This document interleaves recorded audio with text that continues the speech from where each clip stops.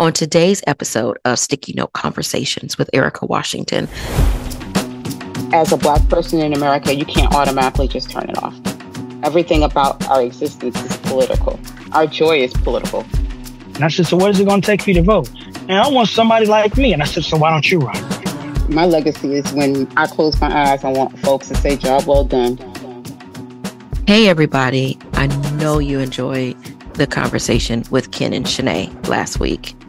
They are such a loving and interesting, powerful and intelligent couple. You have to understand why the conversation went on for so long.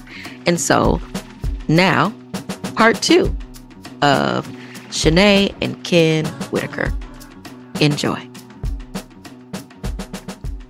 Tell us a little bit about your union and how y'all got together, and are y'all working on any projects together? You got 6 projects that you already worked on. You got these kids that you all have together. Call them 8 with these grandbabies. Okay, and nanny 9, mama 10. 10, yeah. And then these 3 animals. Yeah, man, it's gonna make it 13. Yeah. Y'all your own TV show. You got a starting 5 and a bench player. Yes. So when you all got together, were either of you working on in doing political work, or did that come later? Well, politics kind of brought us together. It sure did. That's what I said. Somebody asked, how did y'all meet? Politics. Well, but you from the Bronx and he from Detroit. How'd that happen? Well, you go ahead and tell the story. What had happened was the same guy, Isaac Robinson, it's like, come on, we're going to Omaha, Nebraska to a conference. I said, Omaha? He's like, yeah, don't worry, we're going to have fun. I'm like, I can't afford it. He's like, no, I'm going to drive. So we drove to Omaha, Nebraska, and I'm like, Nebraska? I'm in Nebraska? Like, I was looking for corn. But, fast forward, we're at the hotel and stepped out of the hotel. He said, we're going to go have some, we're going to go meet with Frank Muir, who was a congressperson at the time. No, he was the chair of the chair of the DNC, the Native American Caucus. American Caucus, yes. So he had a meeting with him. He was one of the ancestors. And I kept seeing this young lady, and I'm like, she cute. Ooh, just beautiful. Like big booty, big lips, just like gorgeous. And so he said, let's all go out to dinner. And we stepped outside the hotel, and she's standing there, and this other gentleman standing next to her, and I'm like, oh, that must be her boyfriend.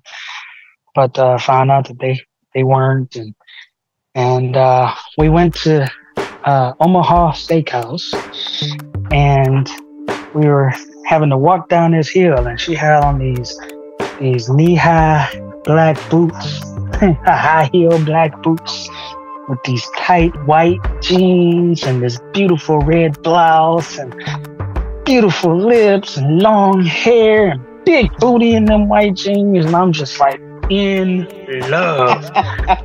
So I'm like, I don't want you to fall when we coming down this grassy hill. Let me hold your hand and help you down the hill. And we got to dinner, and she said, I don't eat steak. Yeah, but y'all can eat it. And I'm sitting there like, I'm sitting next to her, and I'm like, how do I have steak? Because I love steak, and she don't eat steak. And she's like, no, you can eat anything you want. I'm like, but you don't mind me having a steak sitting next to you? And she's like, no, that's you, not me.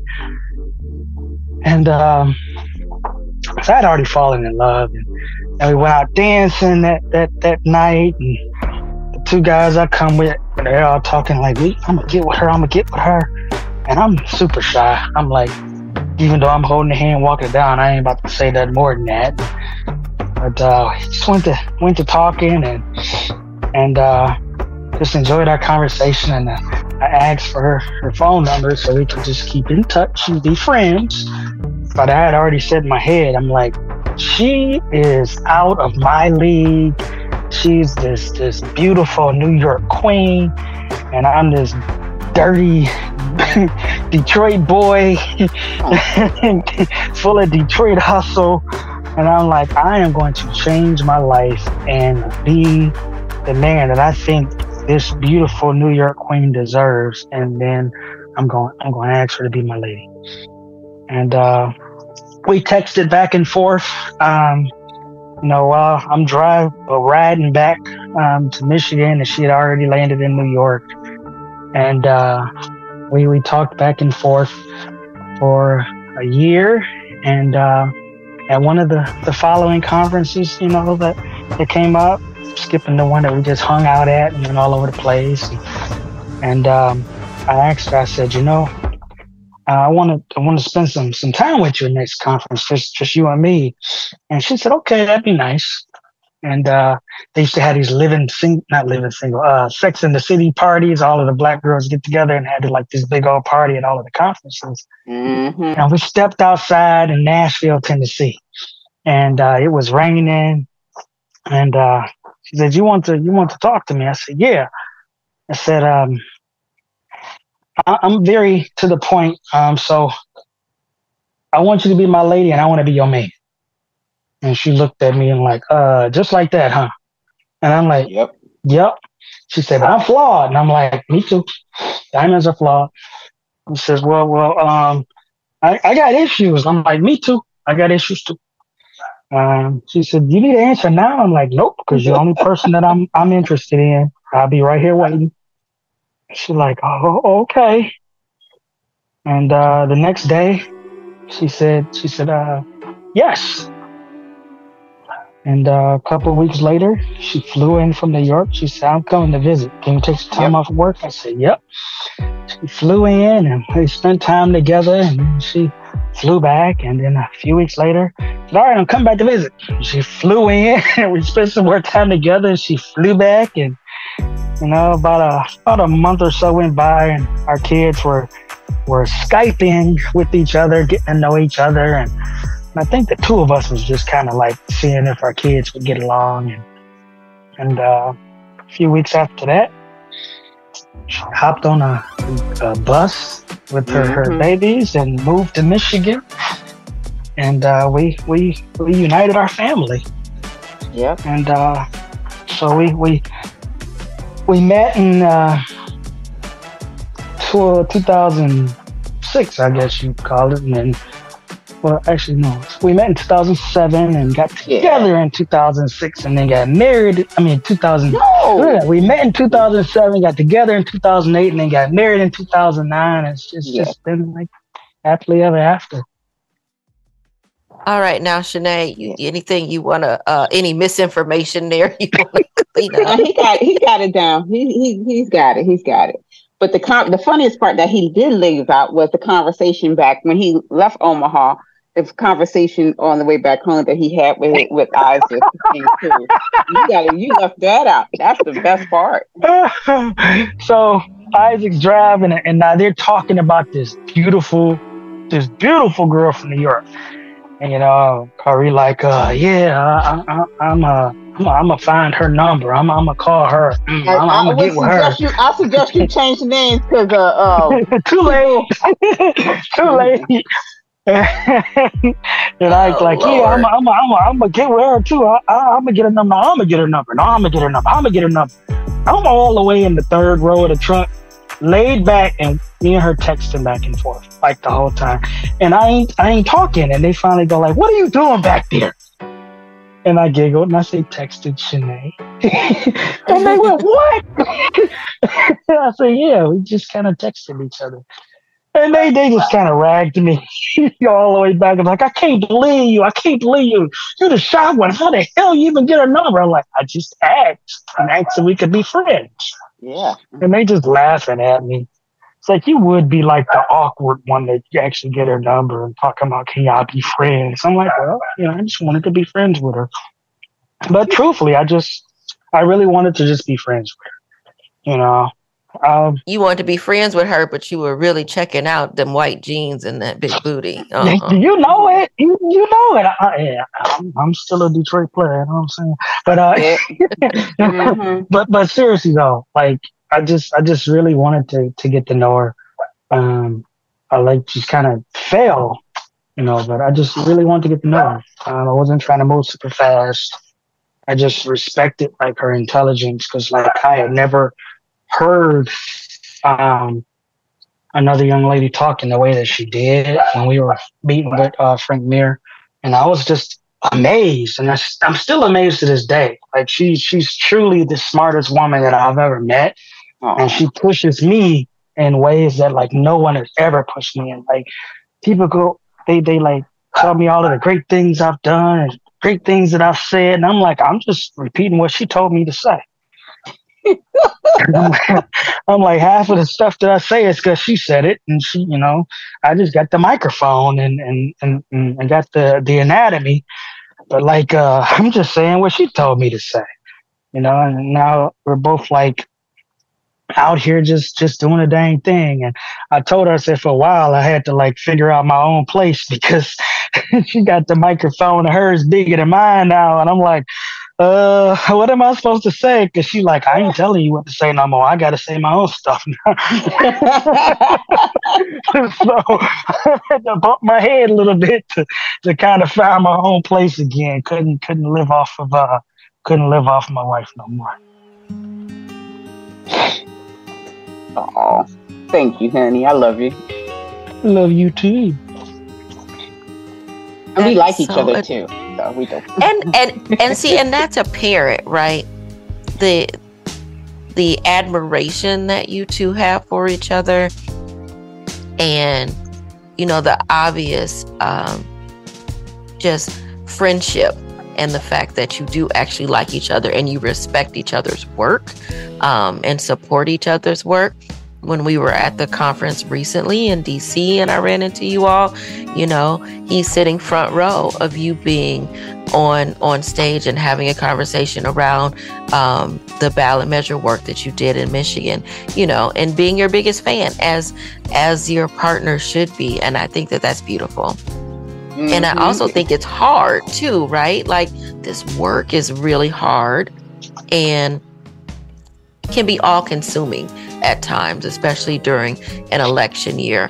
And if you have, folks to manage and you're trying to manage campaigns and there's so many irons in the fire at the same time, how do you both stay grounded and connected and able to support each other when I know maybe sometimes you're going one way, he's going another way, you're at a conference, he's at a different conference. How do you all keep that together? We like each other. That's number one. Number two, we enjoy each other's company. We trust each other as thought partners. And I think we also, what keeps us grounded, honestly, is our grandkids and our kids. Yeah. They run game on us. They really do. Or try to run game on us. They do. I mean, they see what we've accomplished, our kids, but they don't give a shit. They really don't. They don't. They're like, Dad, Mom, Dad, like Dad. You were on the phone with President Obama. Yeah. I was on a phone call with him in I think, during the 2012 election cycle. He mentioned the work I did for against nuclear proliferation. And I told the kids, and they was like, okay, what president? We're hungry. More specifically, Alexis says, the president of what? What? Exactly. It's like, of the United States. And she's like, oh, okay. So what's for dinner? Thanks. What's for dinner? Yeah. Pretty much. They all do. Yeah. All six of them do. They really don't care. And for them, it's like when we are with them, our attention is on them. And we pour into them. And we love them so much. And I look at our daughters, all of them, and I tell them how beautiful they are. And I'm so proud of them. And I'm proud of the way we've poured into them and their existence. And I'm proud of the fact that both of us went through some trying times growing up, that our kids didn't have to go through the things that we went through. And they get it. They know what we've experienced by what we tell them, but they don't know. You understand? Like, they really don't understand like the ramifications and the things that we've gone through and how that trauma is translated into our work, and working to make sure that they don't go through what we went through, or other people don't go through what we went through too. Yeah. I think the lives that we've led both before we got together and when we first got together, honestly, just keeps us humble. So it almost doesn't matter what role we're in or what organizations that we're at. We remember that. And I remember times when we just didn't have money and we're just like getting secondhand food, to come home and feed our families. And so it's really hard to really lose sight of ground when, like, we talk about sharing our experiences and our private shames, and like you can never really lose sight of where you came from. No. It's really made who we are, and the reasons that we do this work keeps us grounded. And like, Shanay will humble you quick anyway. If I get a big head, she'll like deflate that mother fast. Well, he does the same to me too. But I can also say this: we both had praying grandmothers. Yes. Nanny, Ken's grandmother, who's 100 years old, like old Southern woman from Laurel, Mississippi. My grandmother's, God bless them, from Hazen Prairie, Arkansas, little old town outside of Little Rock. My other grandma is from Warrenton, North Carolina. So, and I'm just talking about those influences in our life. And they prayed for us. And you can tell, like, both of us were like grandma's babies. We really were. And our grandmas were our escapes from the trauma that we suffered. And they were our safe spaces. And we both have this love and admiration for our grandmothers. That connection is also pivotal because we understand, and we were the ones that had the conversations with the grandmas when other people didn't know about them. We were the ones who asked those questions. We were the ones that grandmas would tell all the secrets to, and we know all the business. And then they tell you to stay in the child's place, but you know all the tea. Right. So that's how we bonded, the two of us around our grandmothers. I still hold up the picture of my grandmothers to this day. I look at them just about every day. And that keeps us humble too, because if it wasn't for our grandmas, I don't think we'd both be where we're at. Because we done did some good things and we done did some bad things. But one thing we did have, both of us have, and we still laugh about it and we're thankful for it, was praying grandmothers.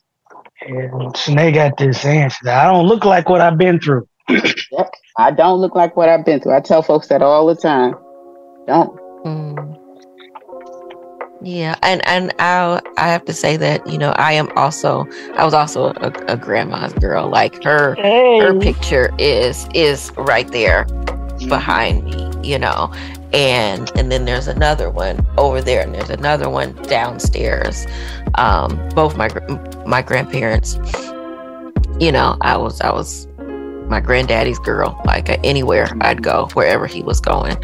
And so I think there's something about that, that relationship that is a beautiful, beautiful thing. Because I was going to ask you, Shanay, you coming from New York to Detroit, and bringing your children along with you to then be with this man. Like, how did you know that was the right decision to make, to leave what you knew as home to then come to the D? Well, I prayed. I prayed on it. I really did pray on it, and it came to pass, and it was the right thing to do. My mom was in support of it too. She said, "Don't you let this slip away," and I was like, "I bet," and I did that. And sometimes you just got to take a chance on love, and I did that, and it was probably the best decision outside of having my own kids that I've ever done. And I'm proud of that decision. And now I have this beautiful, large ass family, and extended family that I love. And when I came out here, I also had family in Detroit. My folks, my grandfather's folks, they lived in Saginaw, still do. So it was okay, as I still have family here too. It wasn't like I was totally alone. But it was something that I prayed on, and I made it happen. And I'm so glad that he took a risk in asking me, and I took a risk in saying yes. And we've been we've been popping ever since. Then we moved mom in. Yes. My mama. Yes. Oh, so you got a big extended family and everybody under one roof. Not anymore. No, my mom. My mom left. She went back to New York. Was like, man, New York got better services. I'm going home. She sure did.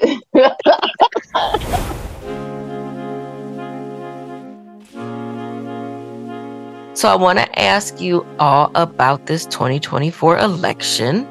How are you feeling about it? Do you feel hopeful or otherwise? Or are you nervous about this upcoming election? I'm nervous about every election. But that's where the rubber meets the road. You got to put your head down and do the work and just continue to have those conversations with people. Like I said earlier, abortion, reproductive freedom, that's what's at stake here. I feel like people are very honed in on it. I said this on a panel and I say it out loud. We're 7-0 here, and people want their right to make a decision about their body for themselves. What I'm hoping is that politicians aren't afraid to say the word abortion or reproductive freedom, and they're open about actually protecting it. And then it's up to us as people who are activists in this space to champion those who are in favor of reproductive freedom as well. I'll continue to do the work. The 125,000 members in Michigan will continue the work. And my job is to make sure that they are engaged in speaking in the community. So we're just going to continue to do the work, show up for reproductive freedom, get our folks elected to office, and then take it from there. Ditto. Nervous. I'm not gonna lie. I'm nervous. I am the more pessimistic one of the family, and then Shanay has to rein me in with her sense of eternal optimism. But I'm nervous. I am so nervous about this election, especially about our younger voters and our purist voters. Like, if you're not with me on one issue, damn you. And Shanay and I talk about this at home. Black folk been voting for the lesser of two evils all our lives. And we're very pragmatic. When it comes to the presidential, there's a lot to lose. Democracy itself is honestly at risk with Trump. And I'm not a yay Biden kind of guy. I never was. When people ask, who did you vote for? I said, the old white guy. I'm very nervous. And similar to what Shanay just said, every 2 years, honestly every year around here, because there's always an election, just putting your head down and grinding, doing the work, putting your head down, grinding, doing the work, getting people out to vote, concentrating on those less frequent voters, let the party do what it's going to do, and just concentrate on these less frequent voters, get them to understand that an election is honestly for us just a punctuation mark at the end of a sentence. Sentence is part of a chapter. Chapter is part of the book of life that we're trying to write. Getting people to see past elections and look at the bigger picture. And getting them committed to doing the work in between elections. I tell people, I'm like, you don't like your choices in this election? No, okay. You still go vote. And then we're going to go vote plus. And we're going to go vote plus plus. Like, these are the things that you can do after the election. How about we go meet with this congressperson? We go meet with this state rep and go meet with this state senator. And you don't like what this person's doing? Well, how about we go show up at their coffee hour? How about we figure out where they go shop and we go talk to them there? Or we show up at their office. You could tell them how you feel, and you could tell them your story, and you do it over and over and over again. And you speak truth to power. It's not just about the election. They want you to think that it's just about going to vote, and then they want you to vote and then walk away. But honestly, your power exists in between elections. And we're just trying to get people to understand, and those that actually do understand it and aren't getting the victories that they need in between elections, to get them to not give up. It's honestly more of a reason to just keep fighting. And I tell people, I said, when you get into a battle, you get into a fight, and you get hit real hard, you're just gonna lay down, and you're gonna get up, and you're gonna swing back even harder. If you get hit again, you're gonna quit. No, you're gonna get up, and you're gonna swing even harder. That's honestly what this whole journey has been about, a constant battle. I, for one, have never been a quitter, never quit on anything in my life. You can't do it now. So even though I'm pessimistic and I'm worried, I don't know anything else to do but fight. That's honestly been the story of life. That's gotten me and us together. That's gotten us this far. It's a constant fight. No matter how far we ascend, where we are, where we lay our heads, it's a constant fight. There's always something more. And come November, whatever happens, we know we're still going to survive because we're a very resilient people. And I'm going to just say this. The work that I do, the work that Ken does isn't transactional where it ends on election day. We are about, and I'm speaking for Ken and I normally don't, but we agree on this. We're about movement building and empowering people. I mean, it's cliche to say, oh, I'm empowering folk. Nah, what we mean is beyond election day, we're still having those conversations with people. We're still holding folks accountable, whether they're elected or not elected. We're still asking people to be engaged. The issues keep going on in our community. You know, we live at 48238. I live right next door to right outside, less than 50 feet is a highway that was designed to tear up a Black neighborhood here in the city of Detroit. So there are issues that we're still dealing with every day beyond an election cycle. After November, we're still here in Detroit. We're in 48238, one of the poorest zip codes in the United States. And we still have to activate our folks, our friends and neighbors, to be active in the community, to make change, to make sure that people stay in their homes, to make sure we have access to clean water and clean air. It's a right, and folks have treated it like it's a privilege. Those folks in power. So we're still actively engaged beyond that because we know, like we talk a lot about our children and our grandchildren, we want their lives better than ours. So we're just going to continue doing what we want to do, what we can do until God calls us home. That's right. That's right. That's not too far from where I grew up in 48235. So I understand. I do understand. Let me ask you both, what is democracy to you? And do we have it? You can start, Kenny. I'm going to pass that one to the smart one. All right. A democracy, do we have it? No. Fully, no. We're still moving towards that. When our folks can vote without barriers, then we are headed there. At this point, we are closer to it here in Michigan than in other states. I always talk about our cousins in the South and what they're experiencing with gerrymandering, with abandonment in education, with the lack of reproductive freedom there, with the racism, the attacks on HBCUs. I see it as all encompassing with inequality in education. No, we're not there yet. What we're doing as two people in this movement is to help restore it in some kind of way.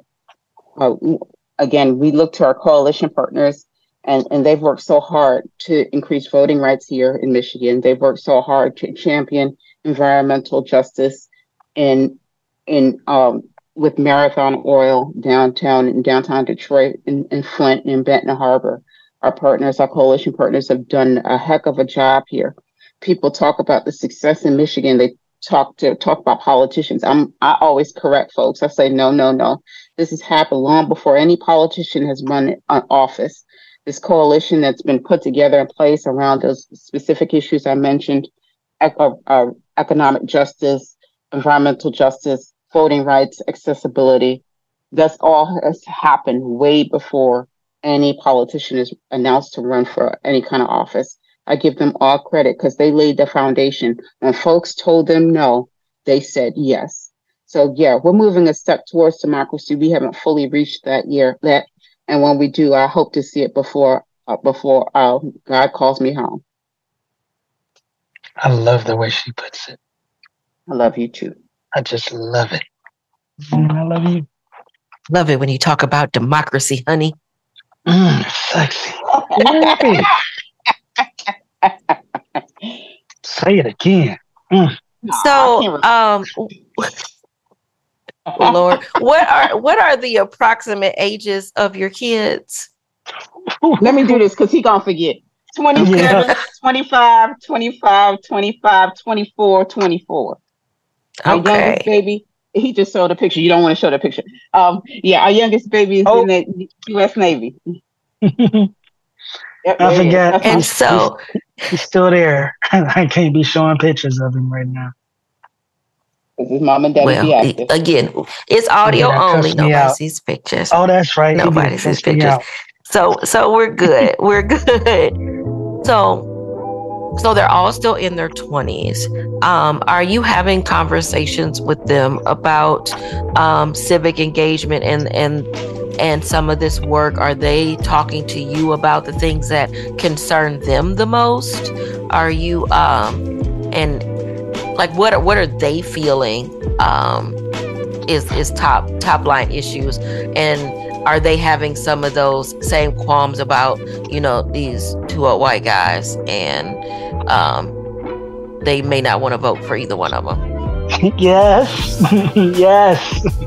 I'll take I'm gonna skip over the youngest baby because he stays very apolitical. I'm gonna go to the next young man, and it's all about economics for him. He's talking about the value of the dollar and the Federal Reserve and how it needs to change. He's very in tuned, but at the same time, he's gonna vote.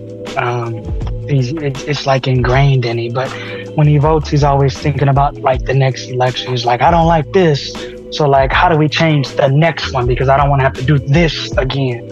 And then you got our baby girl, who's honestly about reproductive health, reproductive freedom, and mommy care, and is active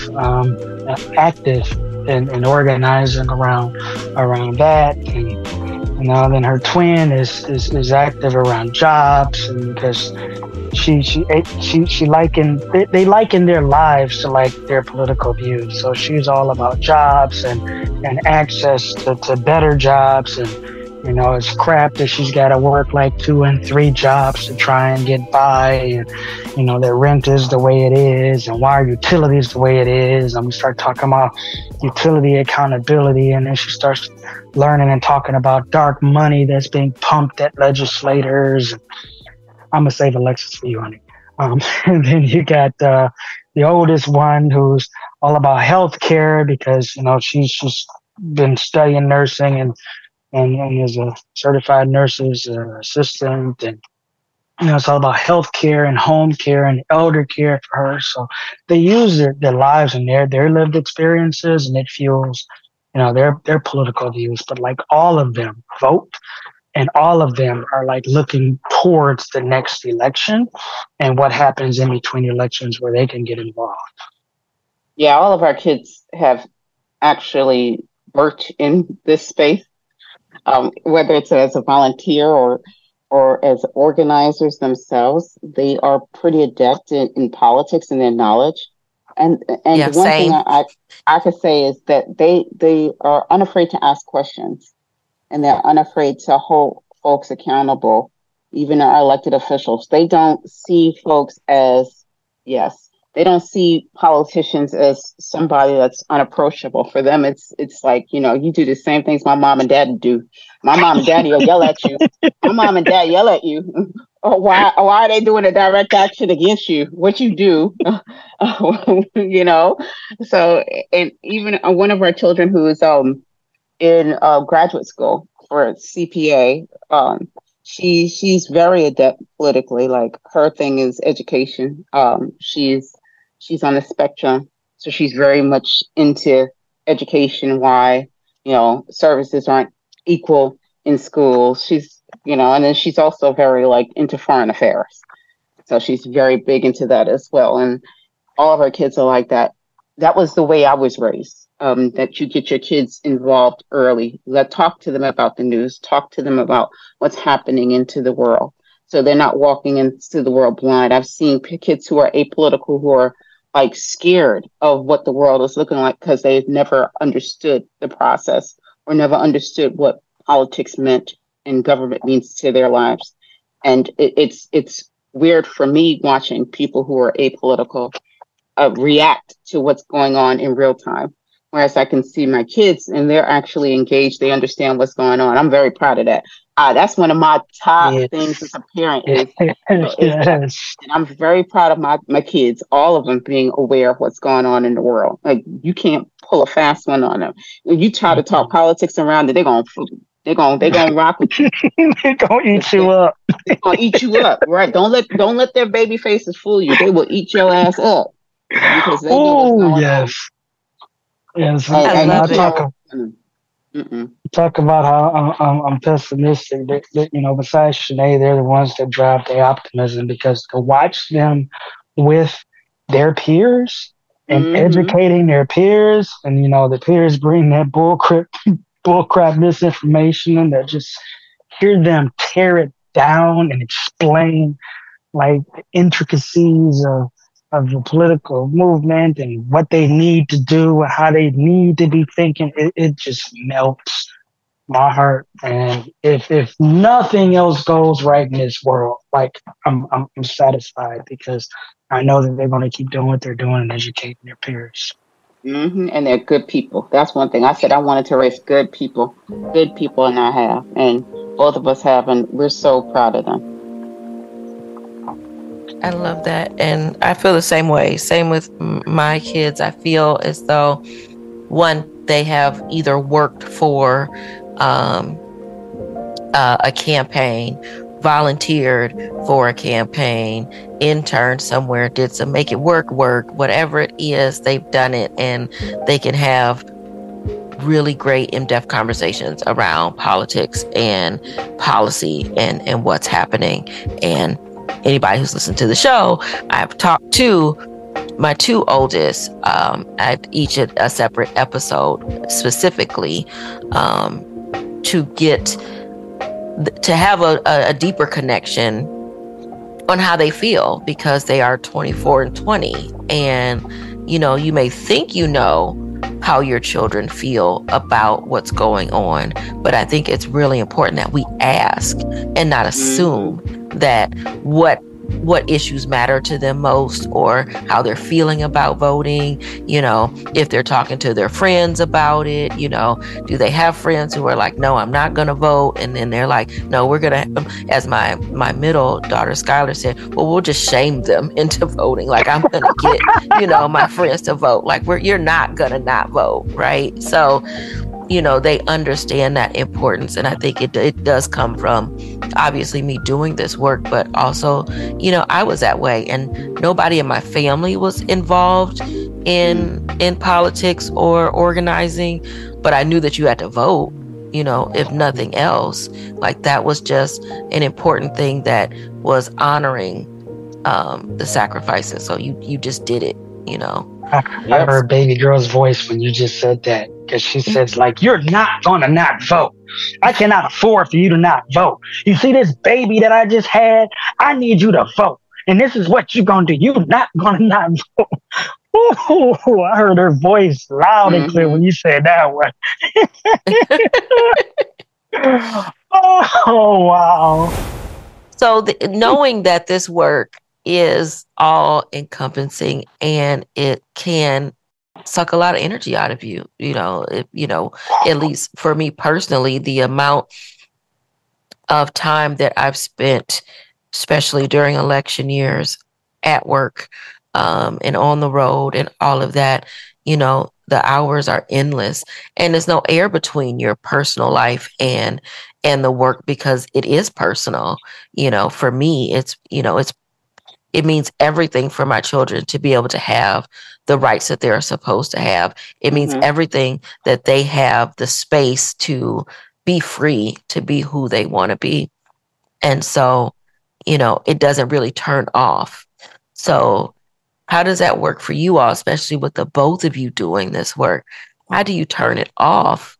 Or can you turn it off and just be, I Ken can say Shanae? this. We are Ken and Shanae when the door's closed and when the lights are off, and we're mom and dad, or mom, dad. That's how our kids call us, with our kids. And we knew what we were getting into when we got together. We got in together in politics. It was, I have someone that I'm equally yoked to. So does it turn off? Yeah, it does. When we go on trips and stuff, when it's just Ken and Shanae, but it's also outside of politics, we're mom and dad, we're grandma and papa, we're auntie and uncle. But as a Black person in America, you can't automatically just turn it off. Everything about our existence is political. Our joy is political. I have to say that. It's out loud. It's our joy is political. How we move every day is political. How we convene in these spaces is political as well. And we both understand that. We understand the responsibility that comes with it. We go on vacations together. We travel together. We love on each other. We enjoy each other's company, just like any other couple. And we also have a mutual understanding that just us being Black in this space is political, regardless. And again, we're both grandma's babies at the end of the day. And we knew that growing up, there was somebody praying for us, and those prayers work because we're still here. We're still moving. So that's how I see it. Is there a way to turn it off now? But we do make time for us to be us and be a couple. He loves watching me watch my K-pop TV. I love Korean TV shows and anime. So he'll sit and watch it with me because he loves me. And then I'll watch the stuff that he watches. And I'll sit there and pay attention to it, and that's it. I mean, he puts up with me. I love anime. I can tell you that. That's my thing. With me watching her Korean shows, and sometimes like they're dubbed, and other times they're speaking another language, and she's just sitting there with the subtitles up there and tweeting at the same time. It honestly amazes me. But like, we'll just lay back and do what we do. I'll pull up my phone and throw on some Netflix, and she's watching Netflix on the TV, or she'll take time to go work out every morning, and sometimes I'll just come down and watch because I wouldn't go out to work out. He just he likes to watch me jiggle when I wiggle. That's what it is. Okay, you said it. I love to watch her run on the treadmill. But just keeping an eye on her for safety reasons. The treadmills are dangerous. I gotta be there just in case CPR needs to be performed. Or some chest compressions or something, you know what I'm saying? But it honestly, this job wears you out so much that it gets easier, for me at least, it gets easier to turn it off, because by the time 8 o'clock, 9 o'clock comes, I'm so worn out that like I can't think anymore. It gets to the point that like the news cuts off, the tweets cut off, Facebook don't want to hear about it. Like I just want to watch The Resident on Netflix, or SWAT, or any other show that I can binge on. Or when the weather is changing, it seems to be like we didn't even have a winter. It's going out in the garden barefoot, no gloves, digging in the dirt with bare hands, and digging in the dirt with my toes, and growing the tomatoes and the peppers and the collard greens and the kale and anything else that I can get to grow. And then just trying to chase off that winter depression until it's time to grow something again. Yeah, that's our other escape. Yes. You know, I tell you, Shanae would get up in the mornings, in the summer, and the first thing she do is walk out the back door into the garden, and she'll walk down the rows of the plants and give them high fives and give them pep talks and whatnot. And I just be looking from the upstairs window, just looking down at her, walking, giving them high fives, and I'm like, she like, good job, good job, good job, good job. I see that pepper right there, good job. Yeah. You know, so we got to disconnect, you know, like that. And then, you know, some of our friends aren't political at all. So, you know, and even though we've tried, but some of them aren't political at all. So it does give us a chance to just disconnect, even if briefly, even if briefly. And then we those wake same up the friends, next morning. yeah. But those Go same ahead. friends say, who should we vote for? Yep. Yep. Yep. We all have those. We all have those. It's like, send me pictures of their ballot. Okay. Can you help? Like, who is this? And who is that? Which one? So I'm like, I'm the official ballot helper. And, you know, I'll also say that, you know, given, and I mentioned it earlier, given, you know, our health, you know, we understand that if you cannot turn it off, we will not be here. And if we are not here for our children and our grandchildren and for each other, what the hell was the point in doing all of this? So, you know, we are not going to run ourselves into the ground or run ourselves to death, because there is a life after this in which our children are stepping up and our grandchildren are stepping up, you know, and grandpa and grandma want to, you know, move to a farm and grow some plants and have some chickens, and I want the goat and the horse and you know, all of that stuff, and the pig. I can't wait to have a pig. So like, we want to get to that point. And if we just don't cut it off, and we can't cut it off, we'll never actually get to move down to Laurel, Mississippi and build a little tiny house and have a horse and a pig and goats and some chickens. You already got the plan already together. Until then, I'm gonna fish to my heart's content and fish and fish and fish and fish and fish and fish. Even if I take Zoom meetings while I fish, I'm gonna fish. I've done candidate interviews in our garden. I've done a funder meeting at the Detroit River with a fishing rod in my hand. There is something about being outside, though. When I am feeling overly anxious, taking a long walk, being outside, as people say, you know, touch some grass, you know, and get back grounded into like what is what, because I think that I have also seen in this work people burning out at very young ages, and ending up in the hospital dehydrated or what have you. But also I've seen folks who take themselves too seriously, and it might just a little bit of over self-importance, and not being able to see the big picture. And I think it's really important to just touch grass. And I love that you all, you know, garden and have a plan for what you want to do next after this stuff is done. Ken, you were telling me, I think not too long ago, that you had a stroke. And I was really surprised because one, of your age, and two, I guess I just would not have imagined, you know, somebody I would consider a colleague, having had such a scary thing happen to them. Was that a part of when you kind of decided that, you know, you had to be able to turn things off more? That was honestly when I left the bullshit of politics.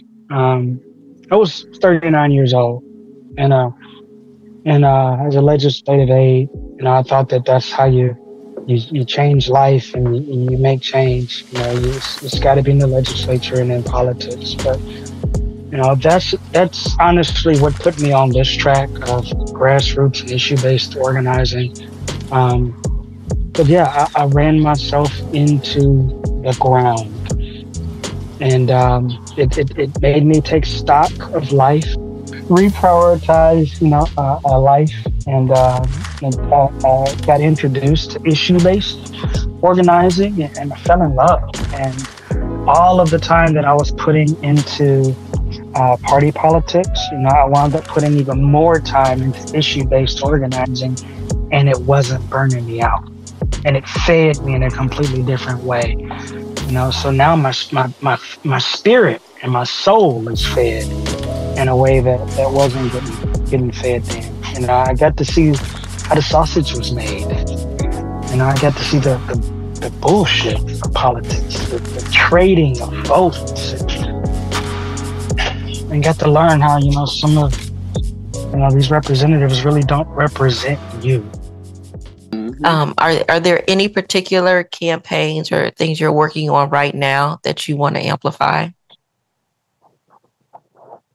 For us, it's always access to reproductive freedom and improving access for all Americans. I must say this till the cows come home.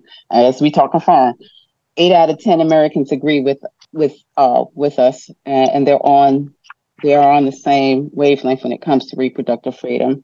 It'd be a sin if folks don't take that platform and use that platform to amplify that.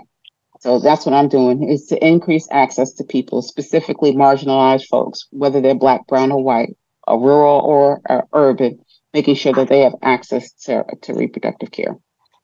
7-0, right? I like that. I like those odds. 7-0. Yeah. Mm-hmm. For me, right now, we're running a campaign to get dark money out of politics in Michigan. I realize that every campaign we run, whether it be reproductive freedom, whether it be care, criminal justice reform, environmental, otherwise, it always falls in the hands of legislature, and these legislators are allowed to take money from the same corporations that they wind up turning around and giving contracts to. So we're working right now to take away that access, to keep corporations from being able to give money 18 months before they get a contract, can't give money during a contract they have, and can't give money 18 months after a contract ends, so that we actually can get the change that the people of Michigan need. And take it back to that 3.5%. And it might take 3.5% of people to step up and realize that, like, the utility bills are the way they are because DTE actually owns the legislature on both sides of the aisle, the Democrats and the Republicans. There's 2 people in the Michigan State Legislature who has not taken money from DTE. 2.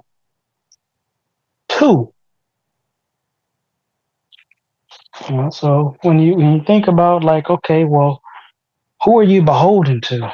The people who actually fund you and keep you there and wine you and dine you, or beholden to somebody who may not vote every time, somebody who may vote and you never see them again? Well, I know the answer to that. It's the ones that's going to bankroll your campaign and make sure that you're elected over and over and over again, no matter what position that you run for. So that's our big thing right now, is getting the money out of politics and getting monopoly corporations and some of these bad 501c4s from pouring money into places that honestly just wrongly influence our legislators. And then we can open up the doors to a lot of the work that we've been doing and fighting for. So I'm going to ask you all one more question and then close out. What do you want to leave folks with? And it could be about this election, or it could be about the work as a whole. What do you want your legacy to be overall? I said this to Ken, and he looked at me strange. I said, my legacy is when I close my eyes, I want folks to say, job well done. Well done, good and faithful servant. You know what I'm saying? That's what I believe, and that's what I want. In all that I do, everything I do is because of my faith and my upbringing. And I think that's the essence of me and guides me in the work that I do.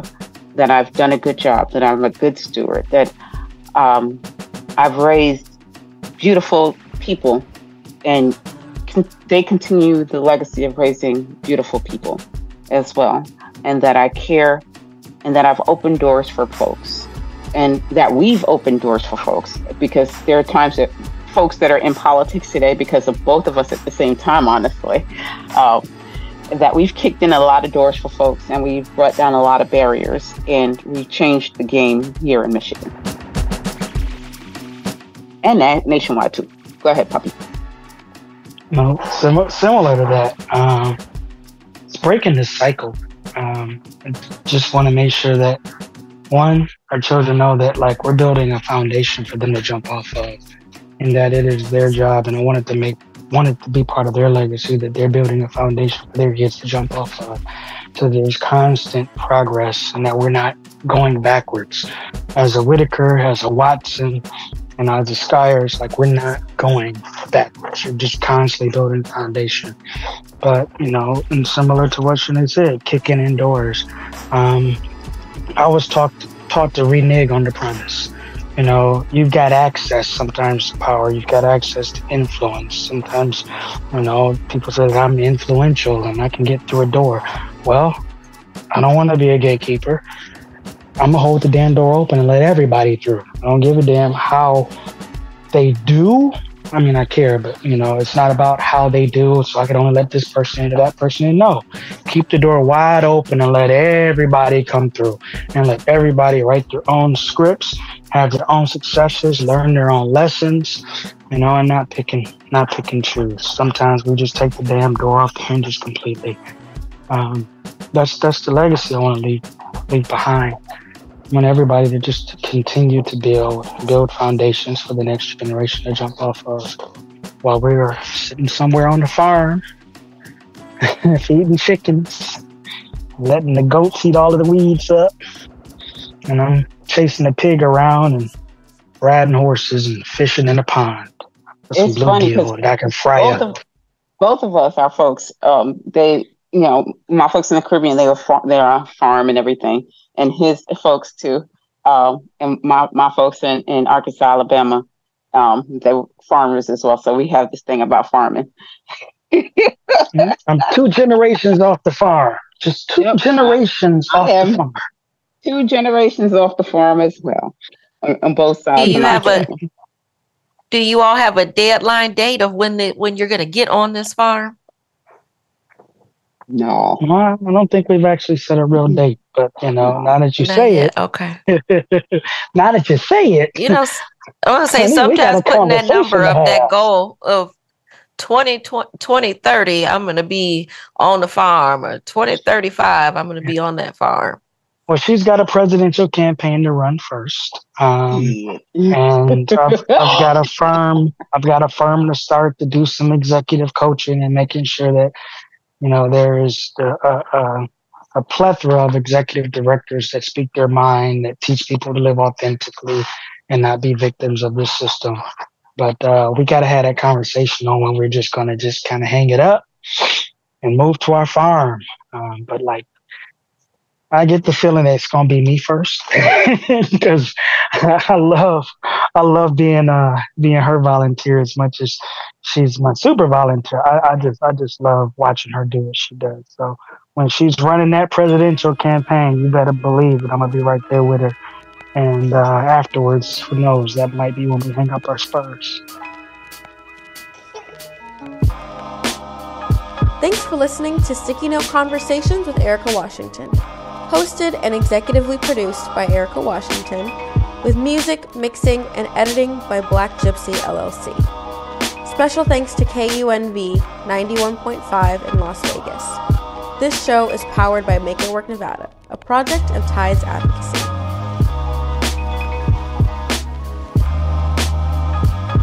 We'd love to hear your thoughts. Please send us an email to stickynote@makeitworknevada.org. stickynote@makeitworknevada.org.